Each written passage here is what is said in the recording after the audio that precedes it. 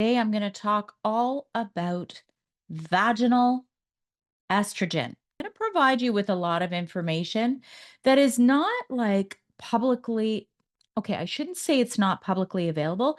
It's all publicly available. It's just that you have to dig deep, you have to find the research just to understand how important this topic is for a woman in menopause.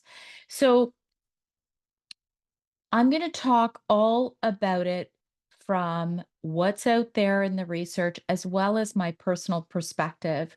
I'm 55 years old and I entered menopause officially. It would be in March of 2025, where I hit the 1 year of no periods. It's this magical 1 year. Apparently they started doing this way back when, just to be able to identify when there's absolutely no chance of conception. Anyway, the fact is that early stages of menopause starts way before that. Um, and I began having symptoms at age 52, officially entered official menopause at age 55. So the one thing that, everyone talks about is the hot flashes and, the mood issues, depression, anxiety, all of that. But what's not talked about is supporting the vaginal tissue. It's typically more after you reach menopause. And again, I'm speaking from a personal perspective. When you're in the latter stages of perimenopause, you might have like vaginal dryness here and there. You may have UTIs now and again. You may have yeast infections, all these kinds of things that you're like, what? Like, why is this happening? I never really had a problem. It is all related to, not always, but a lot of the reasons this is happening is because the vaginal tissues are beginning to atrophy. So I'm going to be looking at some of my notes here because it's really important to get this right for you. So what is atrophy? Atrophy is basically the thinning of the vaginal and urethral tissues. And those tissues are very, very high in estrogen receptors. So this is why when you get closer to menopause, you'll notice more of the dryness, more of these symptoms. And I'm going to preface this also just by saying I am a registered holistic nutritionist. I am the podcast host of Sandy K Nutrition, Health and Lifestyle Queen. It's been around for almost 6 years. February, I'll hit 6 years. I am not a doctor. And anything that I talk about here is for you to take this information to your own practitioner. Okay.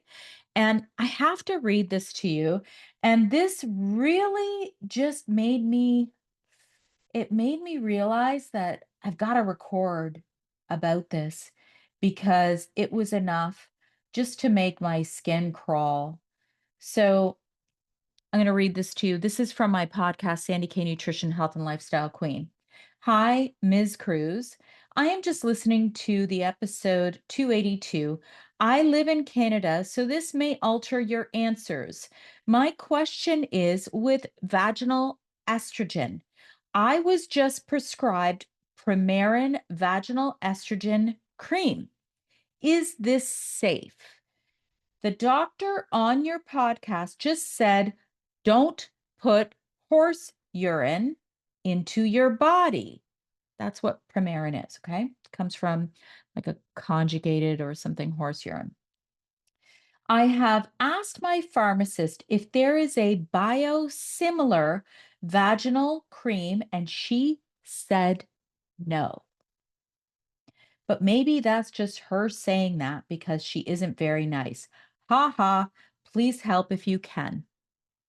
So, right there, that's enough for me to call that pharmacist out. If you don't know the answer, say, I'm not sure.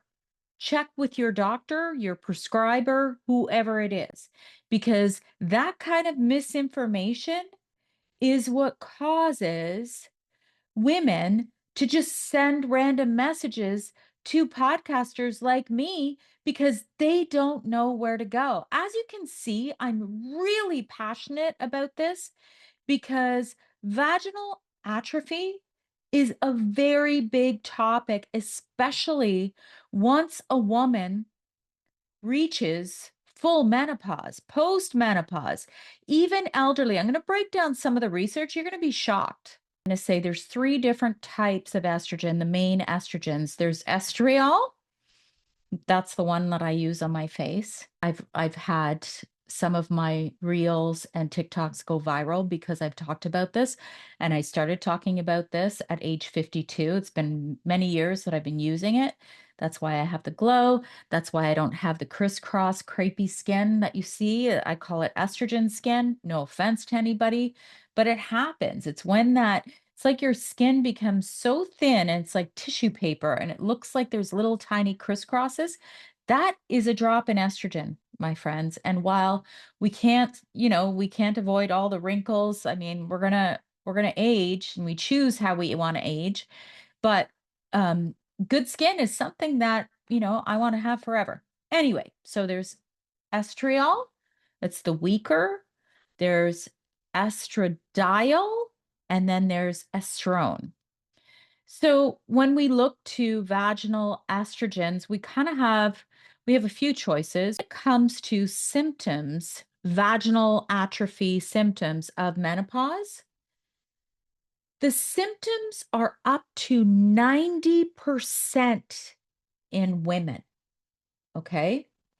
And 50% are clinically significant.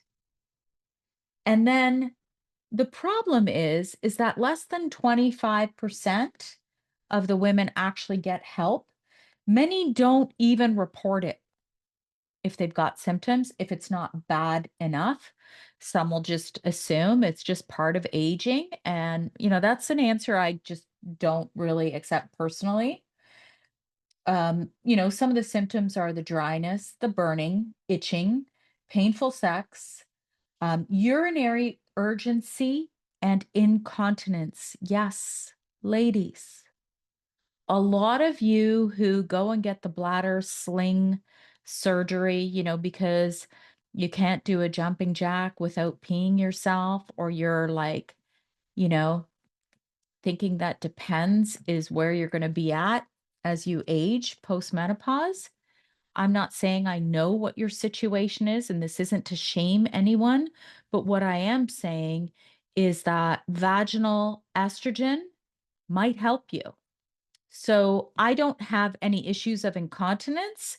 However, I do have urgency issues, which means I just got to pee a lot, but then I drink a lot of water too. So there's that. But by 10 years post menopause, so closer to ages 60 and up, 100% have objective signs of atrophy. And this is according to a 2018 review, which basically indicates the signs are progressive and chronic. So, my whole point is you might be in perimenopause and you're like, it's not so bad, just occasional dryness. We can use lube, it's fine. But then you get to a point where the lube isn't good enough. You start to experience the burning, you start to get UTIs, you start to have issues with, yeast infections because the microbiome, the pH, everything's off. And that's what happens when estrogen declines severely in the vaginal tissues. So then you might go, okay, that's fine. I don't need to worry about that because I plan to take bioidentical hormone replacement therapy. Well, my beauties, that does not usually, in most cases, address the issues of vaginal atrophy. So basically, it might help you with the hot flashes, it might help you with the mood and the depression and the anxiety, but and the bones, we can't forget the bones and all the other good stuff that can happen when you start taking HRT bioidentical.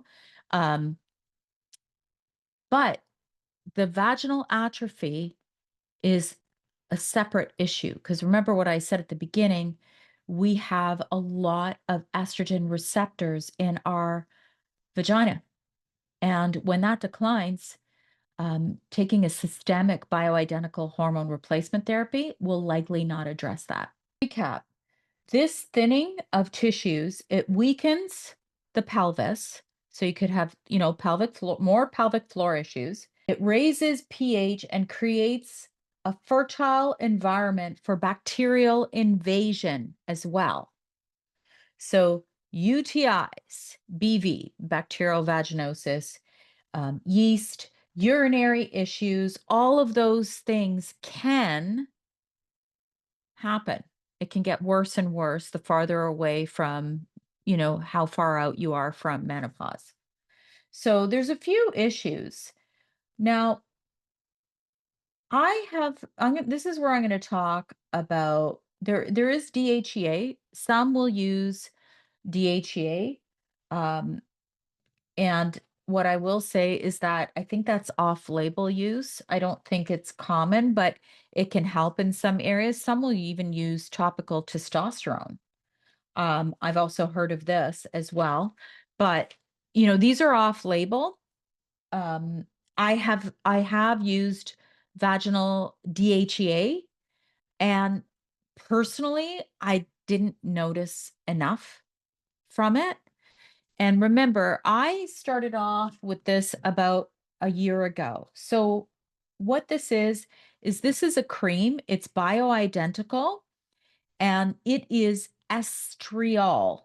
The one that I have here is 0.4%. You just use it as needed. And it was fine about a year before that 1 year magical I am finally in menopause mark. It was fine until then. And then more recently, what I found I had to use it more often. It's kind of messy. It's just not cutting it because what I feel is with this, there's no actual restoration. I went to one event once and I was only young, like I think I was like 35, and some older man who had clearly had too much to drink, he came up to me and we just started chatting. I thought, okay, we're just having a good chat. Then he starts telling me that, once you get older, your vagina dries up and closes off. I'm not kidding you. I'm like, oh my God, this dude had too much to drink. I was taken aback, but I'm like, why is this guy telling me about his wife's vagina? Like it was just so weird and so off-putting. And then of course I was like 35. I'm like, does that really happen or is this guy just drunk? Anyway, apparently it does happen for real. So I have known some women who can't even have a pap done because it's so excruciatingly painful. So um, it does happen. I think, everybody has different extremes. I think that it depends on so many different factors, but it does happen. And getting to that point is somewhere where I'm just not interested in going to. So now, I talked about the topical estriol. I have tried DHEA topically, and like these things, I feel like they're just temporary. Like they don't actually fix. Like I keep having to put the cream. And I'm like, just give me something that's going to actually restore the tissue so it doesn't feel dry. So I started using this one. I think it's available in North America. You can check wherever you are. It's called Imvexi. And what the dose that I have is 10 micrograms. This is estriol and this is estradiol. Sorry, they're all estrogens. Remember, I was saying they're estrogens. This is estradiol. It's the more potent of the three estrogens, and nobody ever uses estrone. That's not one. So what this is they're tiny, tiny little like suppositories. They look like the top of an eraser. You use this for 10 days, and and then you only use it twice a week for maintenance, and that's it. No, like, really messy creams. It does dissolve overnight, but basically what it's doing is it's kinda restoring the area, and then you gotta kinda keep it up. Now, it looks like this. This is what it looks like. They're these little sealed, um, inserts. And so what you do is you do 10 days, and then you just continue using twice a week. So I am quite frankly amazed. I feel like it really does what you want it to do. Now, I know that there's estradiol rings and things like that you can look into. You can check with your practitioner, but you want bioidentical estrogen. Now, whether you're at that point of using just estriol and if that's enough for you, um, for me, it was fine until I entered full menopause. Then I needed to level up. So, a big thing that women ask is, does this absorb into the bloodstream? And I think that's an important question because some women may choose to not do hormone replacement. Some can't, for whatever your reasons are. I don't know. But the fact of the matter is you might say, okay, well, I don't want to take systemic hormone replacement therapy, but I know that estrogen will help with incontinence and urgency and all of that. And by the way, it's amazing how much this has helped me with urgency, which is what I was saying. So I didn't have incontinence, but I just constantly would have to pee. So I can hold my pee better and longer. That that's an absolute for sure. So if you're worried about systemic absorption, I can tell you the research shows that very little is absorbed systemically. Again, you would have to see with your own practitioner if, what's right for you and what you choose. The estriol cream will absorb less than the estradiol vaginal inserts, but both definitely don't absorb the same way as hormone replacement therapy. So now I want to talk about UTIs. So recurrent UTIs can be a massive problem for women. I personally have never really had that, but when I started to dig into the research, I was like, oh my God. Like the elderly, like over 90, like 305 per 100,000 die of UTIs. Vaginal estrogen users had a 58% lower risk of recurrent UTIs. So, I don't really understand this. I don't understand the whole medical system on why a practitioner who knows you would not prescribe vaginal estrogen unless you have your own personal contraindication for not doing so. So, my aunt, she died of uterine cancer and colon. By the time they found it, they couldn't tell where it began, whether it was uterine or colon. Where did it begin? They knew that those cancers were there, but I believe that there is a safe way to do hormones. And one of the safest ways is to have a practitioner who knows you, not only who knows you, but who is educated in hormone replacement therapy. So in Canada, we did not have this until pretty recently.